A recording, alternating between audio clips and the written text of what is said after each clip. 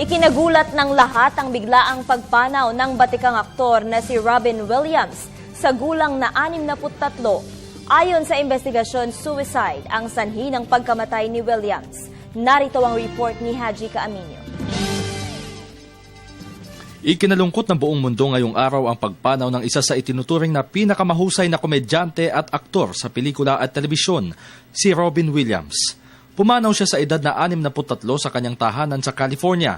Sa paunang investigasyon ng mga otoridad, matinding depresyon ang dahilan ng umano'y pagpapakamatay ng aktor.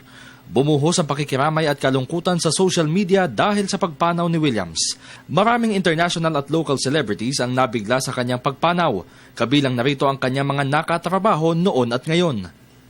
Sa statement naman ni President Barack Obama, binigyang pugay niya ang di matatawarang talento ni Williams mapa comedy man o drama.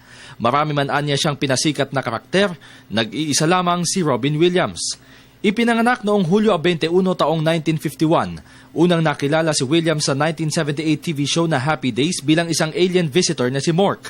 Mula noon ay nagsunod-sunod na ang TV at movie projects ng batikang aktor dahil sa husay niya sa larangan ng comedy at drama.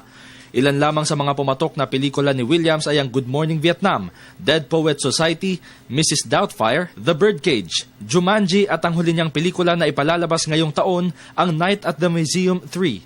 Pinasikat niya sa naturang pelikula ang karakter ni President Teddy Roosevelt.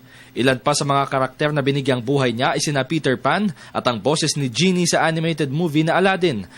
Tunay na hindi malilimutan ang kontribusyon ni Robin Williams sa industriya ng pelikula at telebisyon, pati na rin ang kanyang pagpapasaya sa mga tagahanga sa iba't ibang bahagi ng mundo. Para sa Telebisyon ng Bayan, Haji Caaminio.